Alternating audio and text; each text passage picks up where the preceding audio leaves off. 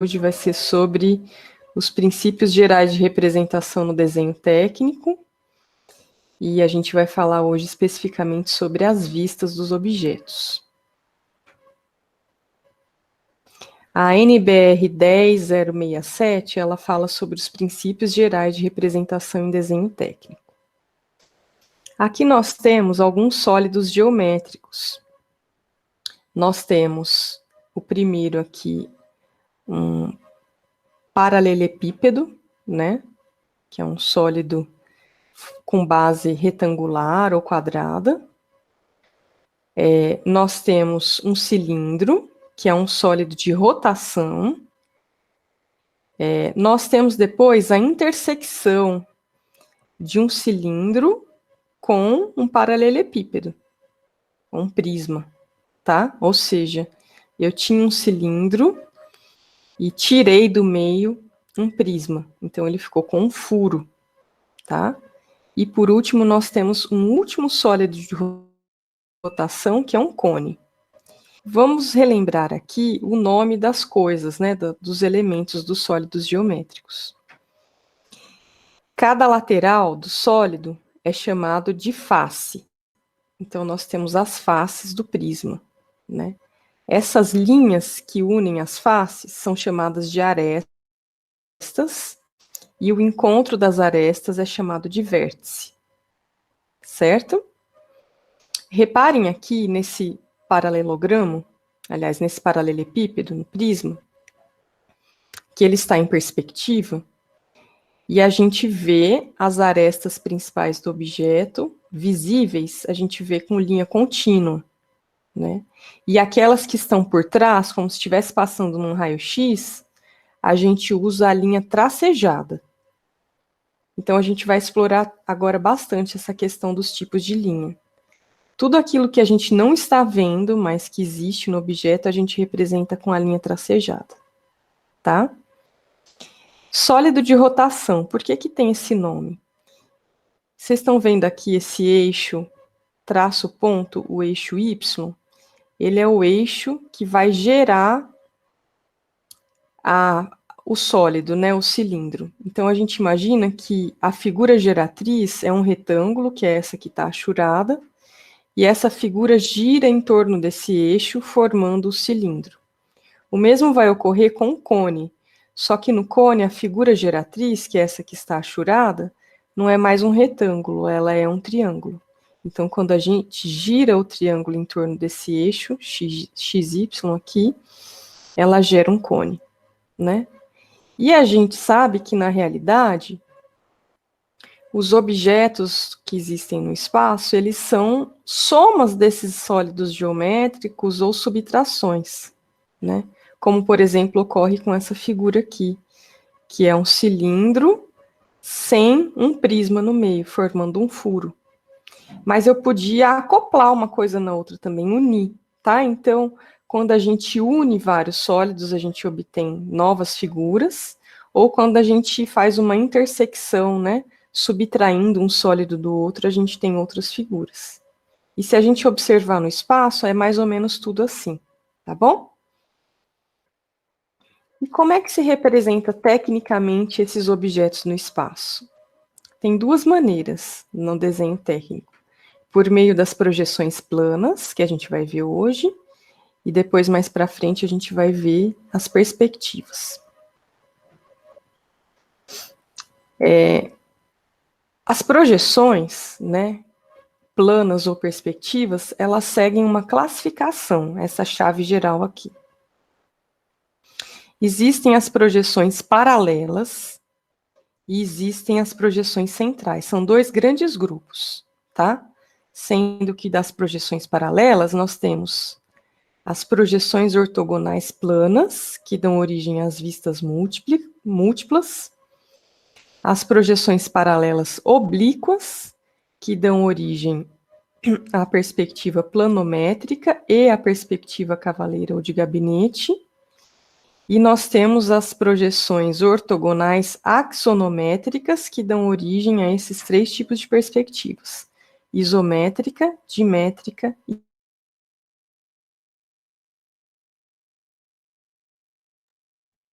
as perspectivas com pontos de fuga. Qual que é a diferença, né, entre projeção paralela e projeção central?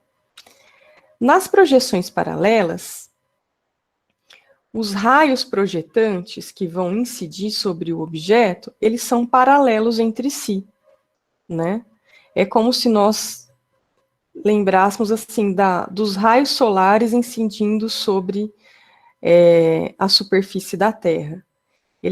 O Sol é tão distante que a gente considera que o raio solar é paralelo, né? Os raios são paralelos uns aos outros, tá? Já nas projeções centrais, é como se a gente tivesse uma lanterna, um ponto focal, que vai emitir esse raio, né? Esse raio de feixes luminosos, ou os raios projetantes. E aí, como eles saem de um único ponto, eles se abrem. Quando a gente faz aquela brincadeira de sombra na parede, né, que faz coelho, gato, a gente usa uma lanterna, e vocês reparam que a mão na parede, ela fica bem maior, não fica? Dependendo um pouco também da aproximação da lanterna em relação à mão. Então, pessoal, esse tipo de projeção é uma projeção é a projeção central. Todos os raios saem de um ponto focal e eles se abrem em direção do objeto, tá? Aí a gente vai começar a ver, aliás, a gente vai focar mais nessa disciplina, essas três com a estrelinha, as vistas múltiplas, a perspectiva cavaleira ou de gabinete e a perspectiva isométrica. Hoje a gente vai ver as vistas múltiplas. As vistas múltiplas, elas também são chamadas de vistas ortogonais planas ou de projeção em épura. Então, esses três nomes significam a mesma coisa, tá bem? O que que acontece? Na projeção ortogonal, as linhas projetantes são paralelas entre si e perpendiculares ao plano de projeção. Então, nós temos aqui um observador, o objeto, ou seja, a gente está olhando para o objeto, e um plano de projeção, que a gente pode considerar aí que é o nosso papel de desenho. Então, aquilo que eu estou olhando, que eu estou visualizando, vai ser projetado, isso significa vai ser desenhado no plano de projeção, tá? Mas vocês veem que as linhas projetantes, elas são paralelas entre si, que são essas que estão de vermelho, e aquilo que eu represento é exatamente aquilo que eu estou vendo. O objeto não sofre deformação. Isso não significa que ele não pode ser ampliado ou reduzido. Pode, eu posso aplicar escala no objeto que eu estou vendo, tá? Então, aqui, essa figura que eu vou representar na forma de um L, ela está do mesmo tamanho do objeto. Mas se fosse um L muito grande, eu poderia representá-lo em escala reduzida. Ou, se ele fosse muito pequeno, eu poderia representá-lo de forma aumentada, tá? Na projeção ortogonal plana, a figura plana considerada é reproduzida em verdadeira grandeza, ou seja, ela não sofre deformações, tá? Nas figuras planas. Existem dois métodos, a projeção direta e a projeção indireta. Na projeção direta, eu tenho essa organização, o observador, o objeto e o plano de projeção. Então, eu olho o objeto e as projetantes incidem no plano de projeção. No método indireto, eu tenho o observador, o plano de projeção e o objeto lá atrás, tá? Então, as linhas projetantes saem do objeto em direção ao plano de projeção. Quais são os elementos da projeção, então? O observador, o objeto ou modelo, as linhas projetantes e o plano de projeção. E esse objeto, eu posso vê-lo, observá-lo por diversas faces. Eu posso olhar o objeto de frente, de cima ou de lado. Pelo menos aí eu tenho 6 faces que eu posso olhar. Eu poderia olhar também de baixo, pela face posterior, ou pelo lado de costas, vamos dizer, né? Oposto ao da frente, e 2 laterais, a direita e a esquerda. Tá certo? Em relação aos planos de projeção, a gente tem um sistema que é chamado de projeção em diedro. Né? Nós temos, imaginem aí, dois planos interceptando no espaço, um plano vertical e um plano horizontal, e os dois se interceptam no espaço. E aí eu tenho esses nomezinhos aí. Eu tenho o semiplano vertical superior, que é o SPVS, o semiplano vertical inferior, o semiplano horizontal anterior e o semiplano horizontal posterior. Cada quadrante desse recebe um nome, que está aqui embaixo. Primeiro diedro, segundo diedro, terceiro diedro e quarto diedro. O que significa isso? Para que serve isso? A gente vai posicionar o nosso objeto para que ele seja representado nesses planos, dessa maneira aqui, olha, né? Para que as linhas projetantes incidam sobre o objeto e a gente faça o desenho nesses planos, a gente vai ter que posicionar eles em um desses diedros. No Brasil, a ABNT recomenda posicionar o objeto aqui no primeiro diedro. Nos Estados Unidos, Canadá, que seguem a norma internacional, o objeto é posicionado no terceiro diedro. Aqui no Brasil, a gente tem como base as normas da ABNT. Quando a gente posiciona o objeto no primeiro diedro, como está aqui nessa figura, né? Então, eu coloquei aqui um prisma, eu olho essa face que está pintada de verde, né? Com perímetro verde, e projeto ela no plano vertical superior. Eu vou ver um quadrado aqui. E quando eu olho o objeto de cima, eu projeto esse retângulo que está em vermelho no plano horizontal anterior.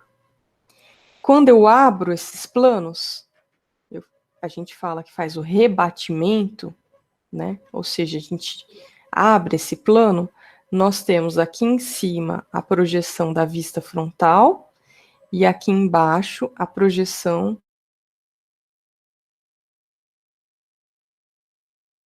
da vista aqui nesse sentido de frente, e aqui eu estou olhando o objeto de cima. Já no terceiro diedro, onde nós temos a posição do objeto aqui no terceiro diedro, né? E o observador está aqui do lado de fora, ele está olhando através do plano de projeção. Quando eu faço essa projeção no plano vertical inferior, né, no semiplano vertical inferior, e no semiplano horizontal posterior, quando a gente faz o rebatimento, a posição das vistas fica invertida, tá? Então, nós temos a projeção da vista frontal aqui embaixo e a projeção da vista superior em cima. Então, o que vai mudar principalmente entre os dois sistemas de projeções, no primeiro diedro e terceiro diedro, é a posição das vistas após fazer o rebatimento dos planos. Aqui é um print da norma, né, mostrando um objeto dentro de uma caixinha no primeiro diedro, onde nós podemos fazer a projeção de todas as vistas, não só daquelas duas, mas das 6 vistas. E quando a gente abre essa caixinha, a gente tem uma organização final das vistas, que é essa aqui que está ao lado. A letra A é a projeção da vista frontal. Ela sempre vai ser a primeira a ser desenhada. Abaixo da letra A, nós temos a letra B, é a projeção da vista superior, como vocês podem ver aqui na figura em perspectiva. Acima da letra A, nós temos a letra E, a gente faz a projeção da vista inferior do objeto. Desculpa. Na letra C, do lado direito da letra A, nós fazemos a projeção do lado esquerdo do objeto. Na letra D, que está à esquerda da letra A, nós fazemos a projeção do lado direito do objeto. E na letra F, nós fazemos a projeção da vista posterior do objeto. A vista posterior é a vista de fundos, da figura olhada de fundo. Então, essa é a organização das vistas no primeiro diedro. A representação do símbolo do primeiro diedro, que deve ser colocada na folha de desenho, é esse símbolo que está aqui ao lado, tá? Com essa circunferência circunscrita e esse desenho aqui. Aqui nós temos um dado representado no primeiro diedro, e quando a gente abre o dado, a gente tem a organização das vistas. Então, vista frontal é sempre a primeira. Do lado direito eu represento a lateral esquerda, do lado esquerdo eu represento a lateral direita, em cima eu represento a vista inferior e embaixo a vista superior. E a vista posterior, ela pode ser posicionada aqui nesse um desses dois lados, tá? Geralmente é posicionada do lado da lateral esquerda. Já no terceiro diedro, aqui também é um print da norma, nós temos uma inversão de algumas das vistas. A letra A é a vista frontal, a letra B, que está acima da frontal, é a vista superior. A letra E, que está abaixo da frontal, é a vista inferior. Do lado direito, eu represento a vista direita, e do lado esquerdo, a vista esquerda. E a letra F é a vista posterior. E a simbologia para representar o terceiro diedro é essa aqui. Vejam que ela é invertida em relação ao primeiro diedro. No Brasil, a gente vai usar essa, primeiro diedro.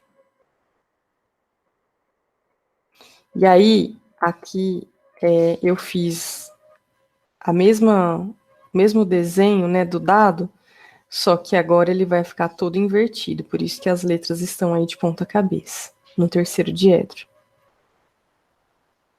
Aí eu queria perguntar para vocês. Aqui nós temos uma casinha, uma casa, uma edificação, que vai ser representada no primeiro diedro, tá? Então, qual o diedro de projeção? É o primeiro diedro. Como é que eu sei isso? Nós temos observador, objeto, e o plano de projeção está lá atrás. Por quê? Eu olhei aqui a vista frontal e ela foi desenhada lá atrás. Vejam só a vista lateral esquerda. Eu olhei a vista lateral esquerda e ela foi desenhada aqui do lado direito. Então, quando vocês fizerem essa inversão, o lado esquerdo está representado do lado direito, é porque é primeiro diedro. E quando a vista superior estiver abaixo da vista frontal, como está aqui, quando a gente abrir esses planos, né, fizer o rebatimento, é porque se trata do primeiro diedro. Aí eu tenho uma pergunta: quantas vistas são necessárias para representar este objeto? Nós temos aí o desenho de 6 vistas. Todas elas seriam necessárias ou não para a gente compreender esse objeto? Tem uma delas, que é essa vista número 5, que é a vista inferior, que no caso de uma edificação, ela é desnecessária, então não seria necessário representar a vista número 5. As demais vistas seriam necessárias, porque elas têm essas portas e janelas que não são iguais, né, em todas as faces, então elas têm que ser representadas, tá? Então eu queria dizer para vocês que, a depender do objeto, a gente precisa representar todas as 6 vistas, e ou não, às vezes a gente precisa só de 2 ou 3 vistas. Na maioria das vezes, 3 vistas. A frontal, a superior e uma das laterais, ou direita ou esquerda. Aqui eu tenho mais um objeto. Eu estou chamando esse VF de vista frontal. Ela está representada aqui, né, a vista frontal. Aqui eu tenho a vista lateral direita na lateral direita da vista frontal. E a vista superior, que é o VS, está acima da vista frontal. Então, qual que é o diedro de projeção? Primeiro ou terceiro? Aqui a gente está no terceiro diedro, porque a lateral direita está do lado direito da vista frontal e a vista superior está acima. Se fosse o primeiro diedro, a vista superior estaria embaixo e a lateral direita do lado esquerdo. E nesse caso, quantas vistas necessárias? Para um bom desenhista experiente, essas 3 vistas já seriam suficientes para a gente compreender, só olhando as vistas, que esse objeto seria esse objeto tridimensional. Mas isso requer, logicamente, prática, tá? Para um desenhista menos experiente, talvez fosse mais interessante fazer mais vistas. Mas aqui nesse caso, para uma pessoa experiente, essas 3 vistas, a gente já conseguiria decifrar o objeto dimensional. Agora eu vou falar do procedimento para o desenho das vistas múltiplas, o passo a passo. A primeira coisa que a gente tem que fazer é pegar a peça que vai ser desenhada, o objeto, e fazer essa pergunta: quantas vistas seriam necessárias para representá-lo? Certo? Na maioria das vezes, 3 vistas basta. Então, nós temos aqui vários exemplos de objetos com 3 vistas. Agora vamos fazer um exercício aqui mental. Quantas vistas seriam necessárias para a representação desses modelos abaixo? Vocês podem observar que todos esses objetos, eles têm uma certa simetria, né? Alguns são simétricos através do eixo vertical, alguns são simétricos através de um eixo horizontal, e tem alguns, como esse primeiro aqui, que ele é simétrico em relação ao eixo vertical e horizontal. Sempre que um objeto tiver simetria, geralmente ele precisa só de 3 vistas para poder representá-lo. Agora, quando nós tivermos um objeto totalmente assimétrico, aí nós precisamos de 6 vistas, às vezes até alguma vista complementar, onde a gente utiliza um plano inclinado para representá-la. Depois de saber o número de vistas, a gente deve pensar na escala de representação desse objeto. Vamos supor que a gente precise de 3 vistas. Será que ele vai poder ser representado na escala 1:1? Ou vai ter que ser em escala reduzida ou em escala ampliada? Se for na escala 1:1, basta a gente tirar as medidas totais do objeto, largura, altura e profundidade, e prever um espaço para a organização desses objetos e deixar um espaço em branco ao lado dele. Eu sugiro mais ou menos uns 3 centímetros, pelo menos, entre uma vista e outra, porque nesse espaço em branco, a gente vai ter que fazer anotações das cotas. Então, a gente não pode deixar as vistas muito próximas uma das outras. De 3 a 4 centímetros é suficiente, porque aí a gente pode fazer a cota a 1 centímetro do desenho, para a cota também não ficar muito próxima das vistas principais do objeto, né? E sobram ainda 2 centímetros de folga para o próximo desenho. Então, a gente calcula o espaço necessário para a representação dessas 3 vistas. Geralmente é vista frontal, superior e lateral esquerda. Ela forma um L, tá? Aqui nós temos alguns exemplos de 3 vistas cotadas, para vocês verem que tem que deixar esse espaço em branco de pelo menos 3 centímetros, porque senão a gente faz o desenho e na hora de colocar a cota, acaba ficando tudo meio embolado, e não é bom. Então, depois que a gente já escolheu a escala, a gente vai primeiro localizar a vista frontal, já deixando um retângulo reservado para o desenho da vista superior e para o desenho da vista lateral esquerda, tá? Lembrem que a folha tem que estar com as margens e o espaço da legenda. Então, a gente localiza e desenha primeiro a vista frontal. Depois, com o uso dos esquadros, a gente vai desenhar as demais vistas. Observem que as vistas ficam alinhadas. Olha, a base da figura, na vista frontal, ela fica alinhada com a vista lateral.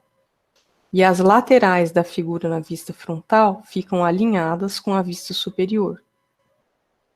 A gente pode usar aqui os esquadros como nessas linhas azuis, né? As arestas, elas têm que se coincidir entre uma vista e outra. Porque a distância entre uma aresta e outra é a mesma entre as vistas, né? Então, elas têm uma correspondência. E tem um outro método também, que a gente utiliza um compasso para fazer o rebatimento aqui da vista lateral e o desenho da vista superior. Mas a gente não vai trabalhar assim agora não. Que a gente está trabalhando à distância e aí fica mais complicado de eu explicar para vocês. Então, aqui, existe essa correspondência entre as arestas.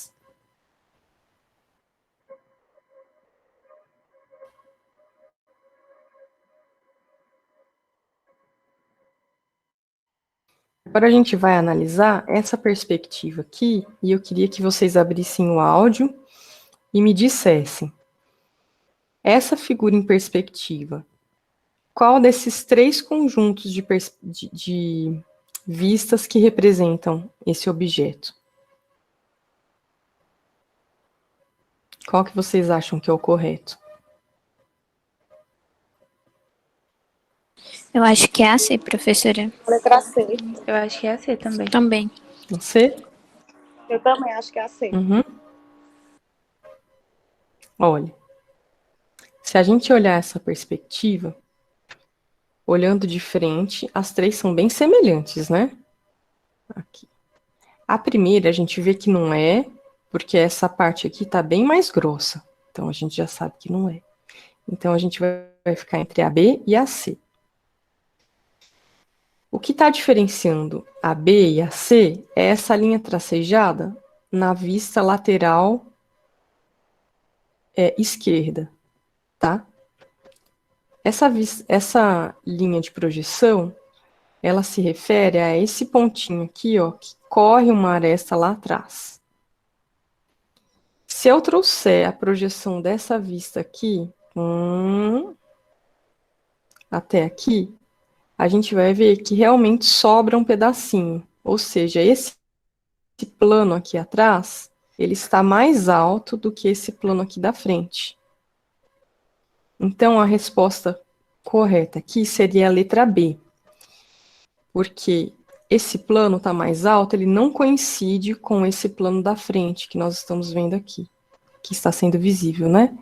Então, a gente tem que acabar representando aqui essa linha tracejada. Vocês vejam que as outras duas batem, né, entre a letra B e a letra C, tá bom?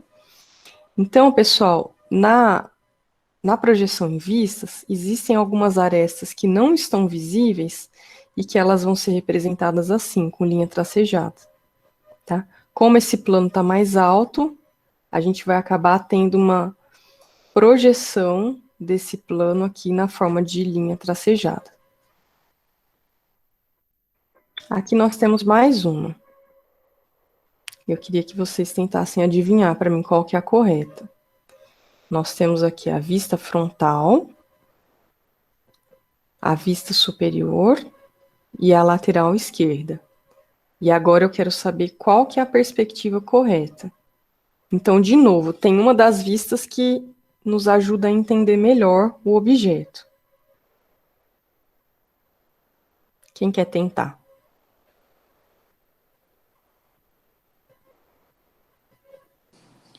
Professora, eu tô em dúvida entre a A e a C.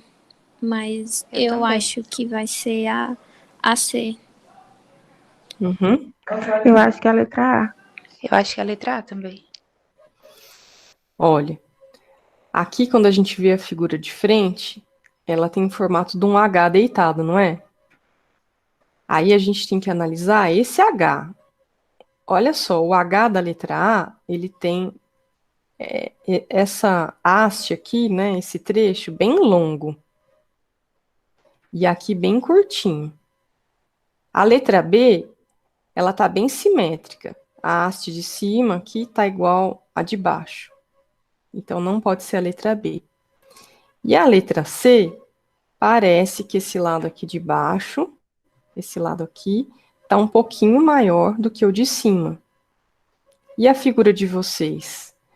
Aqui tá bem longo e aqui curtinho, ou tá um pouquinho só deslocado para cá? Qual que vocês acham? Eu continuo com a C. A letra C. Letra C. Exatamente. Então, se a gente medisse com a régua aqui, inclinado mesmo, essa distância, ela teria que bater com essa distância aqui, se tivesse na escala 1 para 1, tá? Então, nesse caso, a letra C é a mais correta. Quando a gente olha aqui a figura de frente, a gente vê esse H deitado, né?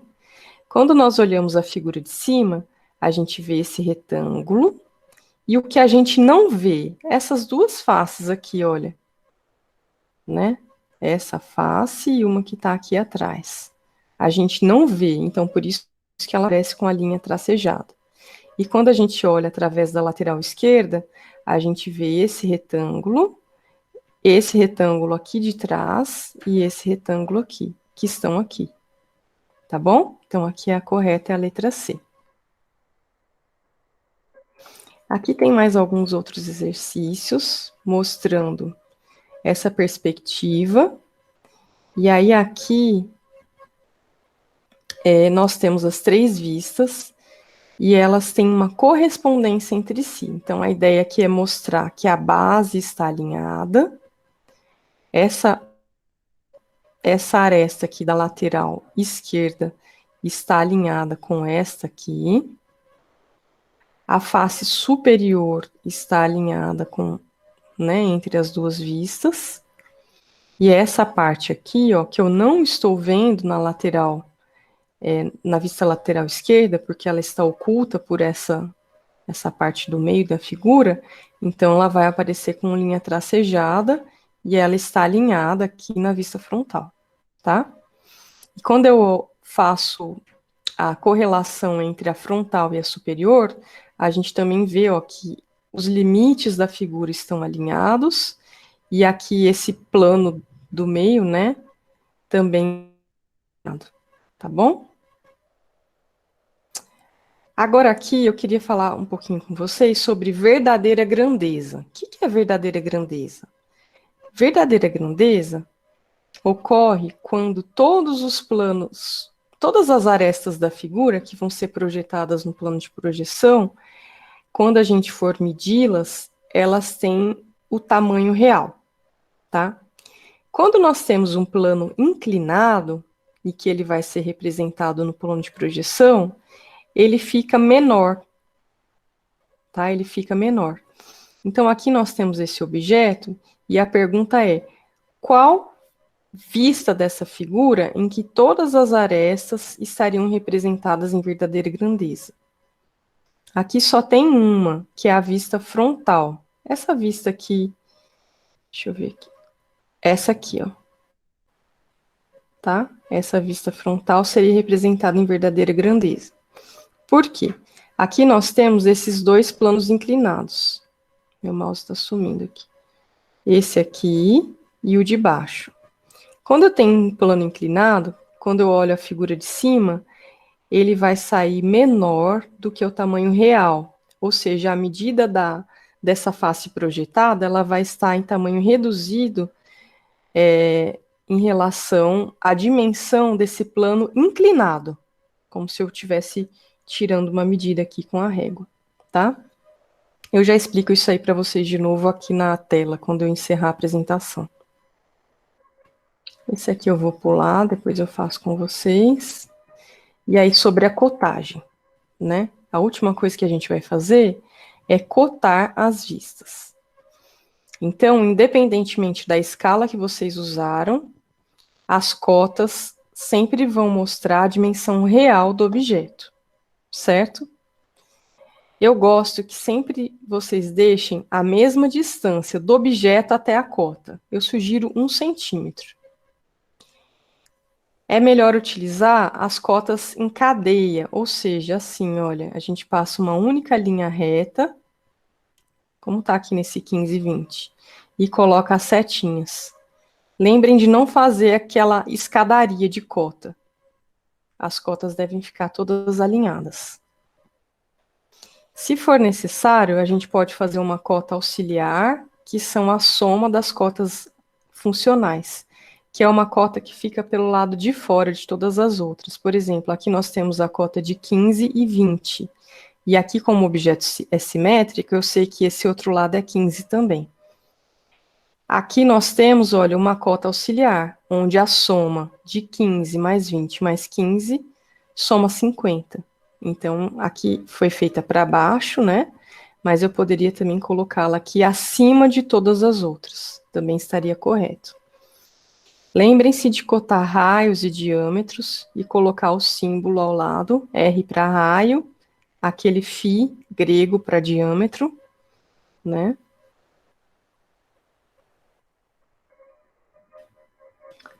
Lembrem-se que para cotar um desenho são necessários 3 elementos. As linhas de cotas, que são linhas contínuas estreitas, com seta na extremidade, ou aquele ângulo a 45 graus, que vocês podem fazer com esquadro, e é nessa cota que a gente vai colocar a cota, que é a medida do objeto. A linha auxiliar, ou linha de chamada, que é uma linha contínua estreita, que limita as linhas de cota. Ela sai da aresta e limita a linha de cota. Então, a setinha tem que terminar nessa linha auxiliar. A linha auxiliar não pode estar nem para dentro, nem para fora. É o limite, tanto na horizontal como na vertical. E o valor da cota, que é esse número que a gente está colocando aqui. Para o valor da cota, vocês podem utilizar a caligrafia técnica com altura de 3 milímetros, que vai ficar bom. Aqui alguns exemplos de cotagem. Quando tiver raio, diâmetro, ou raio de esfera, ou algum perfil quadrado, como está aqui, vocês devem utilizar aquelas simbologias que precedem o valor da cota. Bom, quando a gente estava em sala de aula, eu levava esse brinquedo para vocês manusearem, para fazer umas maquetes tridimensionais e treinar as vistas. Então, primeiro faz com uma pecinha, depois junta duas, depois junta 3, e aí vocês vão treinar as vistas, vista frontal, superior e lateral esquerda. Agora, com a sala de aula, eu vou pedir para vocês fazerem isso em casa. Deixa eu encerrar aqui. Então, o que eu vou pedir para vocês? Para vocês pegarem sucatas que vocês tenham aí na casa de vocês. Pode ser caixa de pasta de dente, de sabonete, de remédio, né? Vocês podem abrir a caixa e fazer outra coisa, pode colar uma caixa na outra, tá? Eu fiz aqui esse objeto, né? Vocês podem fazer igual ou diferente, tá? E aí, para essa semana, eu quero que vocês façam uma maquete. Não pode ser só uma caixinha simples, que eu tenho a caixinha do meu HD. Não pode ser só uma caixa, assim.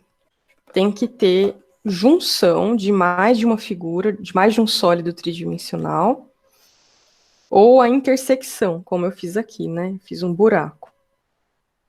Então, pode usar rolo de papel higiênico, aquele miolo de guardanapo de papel, né? Tá bom? Então, tem que ter a junção, ou a união de vários sólidos, ou a intersecção de um sólido e união de outro, para ter um pouco mais de complexidade. E aí, vocês vão desenhar na folha 3 as 3 vistas principais do objeto, né? A vista frontal, vista superior e vista lateral esquerda. Lembrando de utilizar linha contínua para as arestas visíveis e linha tracejada para aquilo que está oculto pelo próprio objeto, tá bom? Essa vai ser a atividade da semana. Agora, só voltando aqui um pouquinho, vamos falar um pouco sobre aquela questão da verdadeira grandeza. Eu vou pegar aqui uma folha de papel. Professora, licença. Pode falar. No meu Moodle, a atividade está como se tivesse atrasada há 15 dias. Aí eu queria saber qual é a data correta que eu posso anexar essa atividade. Essa das perspectivas, Maria Clara? Ou outra? Sim? Ah, é porque eu não alterei lá ainda. Tá como no semestre passado, eu acho. Viu? Não se preocupe não, que eu sempre estou dando uma semana. Então, se eu estou lançando a atividade hoje, vocês têm uma semana para executar a atividade. Sempre assim, tá? Olha só. Aqui eu tenho uma folha de papel, né? Um plano.